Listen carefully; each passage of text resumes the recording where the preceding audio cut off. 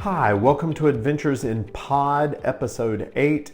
I am your host, Ryan McGinnis. I am the owner of S&D Designs. I am a self-published author on Amazon, and I am also the owner of 217 Press, which is for now an Etsy store powered by print on demand. I created this podcast so that you guys could kind of take the journey with me.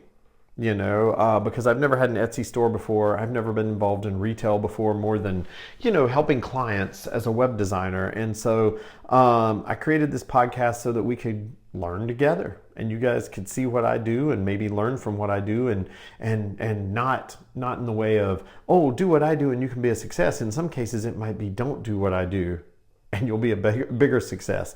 So anyway, this episode, I wanted to touch on a subject. This might be turned into a bit of a rant at times, but I wanted to talk about, I've seen quite a few articles lately. Apparently, e-commerce in general is kind of slow. If you saw episode 7, you saw me talking about how my sales week was pretty much a flop. But I've seen a lot of articles, a lot of videos in the world, in the print-on-demand world, talking about how, e-commerce is down right now. Etsy's down right now. Not down as in it's down. Not like it, got hacked or anything, but down as in sales are down. Everybody's sales are down. Even in my author account, in KDP, it's sales are way down right now. And everybody talks about, is it economic uncertainty? Is it, tariffs? What is it?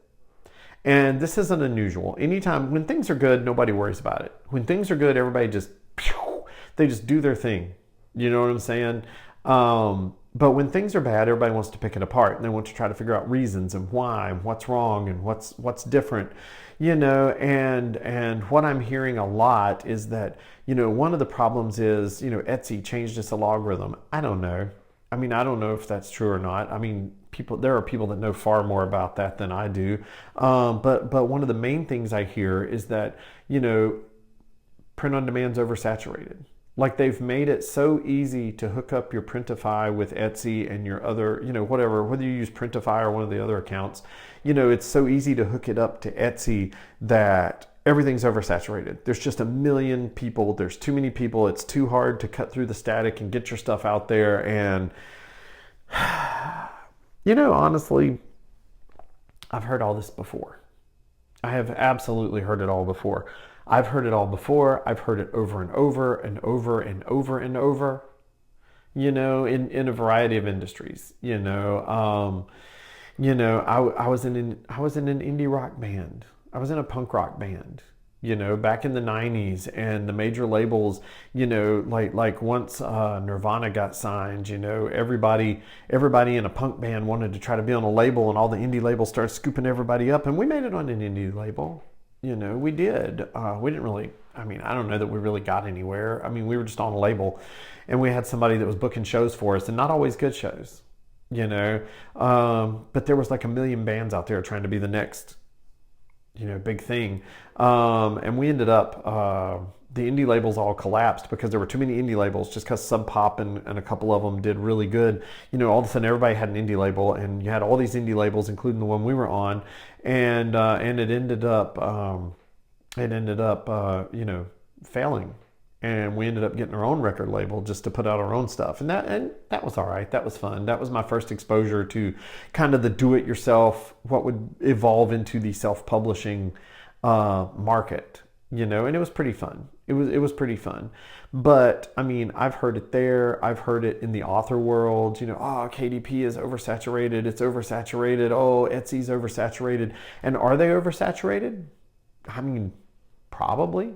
Honestly, we lowered the bar. I think I've talked about this before, either in a video or a podcast, but we lowered the bar with technology, right?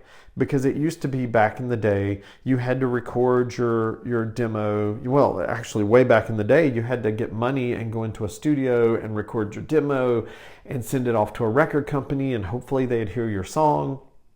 Same thing with book publishing. Back in the day, you had to write your manuscript, and then you had to go and shop it to these big labels, which, you still do if you're a traditional published author. I've never done that. I've always been self-published, and that's because of my indie musician days where I learned you could just put records out. You didn't need a company. You could put records out as long as you were willing to pay for the marketing. But I mean, it's we've lowered the bar. And with print on demand, it's true too, because it used to be if you wanted to sell shirts on Etsy, you had to go buy some shirts in bulk, you had to get a screen press, and you had to print those shirts. And then you'd send those orders off when somebody ordered them, and that was how you did shirts. You had to have the room, and you had to have the money, and you had to have the equipment, and you had to have the talent, certainly. To do that kind of thing. So technology has lowered the bar to where all I've got to do is be able to create good designs. And there's even, you don't even have to go that far. You can go on Etsy and buy designs that you can turn around and load into your print on demand and then sell those shirts on Etsy. So you can buy designs on Etsy for shirts that you can put in your print on demand and sell on Etsy. And so, so really you don't even have to have the skill to design the shirts, but I enjoy designing the shirts. I like designing the shirts. It's fun, I think that's the whole purpose of it, So we've lowered the bar with technology, and by lowering that bar, it lets everybody in. And so there's a lot more people. It's a lot easier to get in there. So is it oversaturated? Probably.